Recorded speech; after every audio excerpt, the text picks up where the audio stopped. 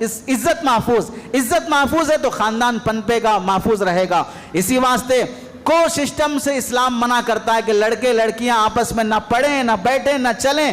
تنہائی میں لفٹ میں بھی اگر تم جاتے ہو تو اکیلی عورت کے ساتھ لفٹ میں نہ چڑھو، اسے جانے دو، 5 منٹ انتظار کر لو، تنہا جاؤ، لڑکیوں کے ساتھ تنہائی میں نہ رہو۔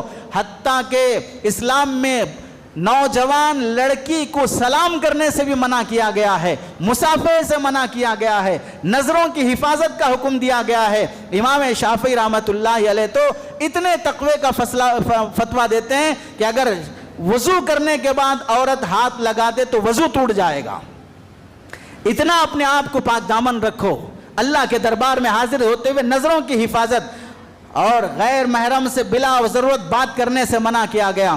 سمجھو کعبۃ اللہ میں عمرہ کرنے گئے ہیں، حج کرنے گئے ہیں، کعبے کے امام کے پیچھے نماز پڑھنے کے لیے کھڑے ہیں، ہمارے بازو اگر کوئی اجنبی عورت آ کر کھڑی ہو جائے، ہماری بیگم ہی کھڑی ہو جائے، پھر بھی فقہا یہ فرماتے ہیں محاذات مرأت، یعنی نماز میں عورت بازو کھڑی ہو گئی، سامنے کھڑی ہو گئی، اب اس نمازی کی نماز نہیں ہوگی، نمازی کی نماز نہیں ہوگی، اس کی نماز ٹوٹ جائے گی۔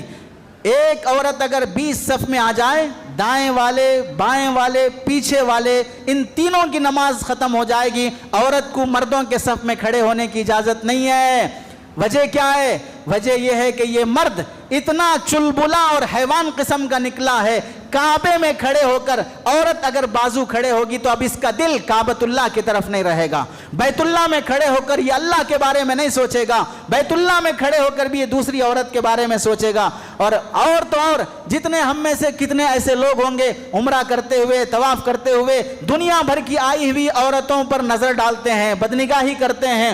معلوم کیا ہوا؟ بچے والا، 4 بچے والا، 6 بچے والا کعبۃ اللہ میں پہنچ کر اللہ کے دربار میں ہو کر اپنے نگاہوں کی حفاظت کعبۃ اللہ میں نہیں کر سکتا ہے، اپنی جوان بیٹی کو کالج میں بھیج کر کہتا ہے کہ اپنی حفاظت کرنا۔ کعبۃ اللہ میں خود نہیں بچ سکا بدنگاہی سے، بیٹے سے کہہ رہا کہ کالج میں اپنی نگاہ کی حفاظت کر کے دکھانا۔ اس لیے اسلام نے یہ تعلیم دی ہے کہ حیا کی حفاظت بہت بڑا اہم رکن ہے۔